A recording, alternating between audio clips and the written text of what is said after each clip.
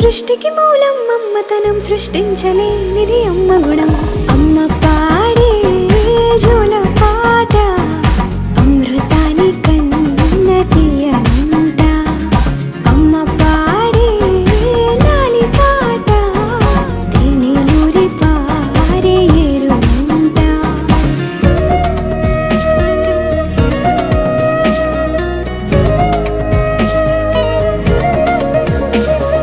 నింగిని తాకే మేడలకి పునాది రాయి అమ్మా, అందం పొందిన ప్రతిశిలకి యులిగాయం అమ్మా.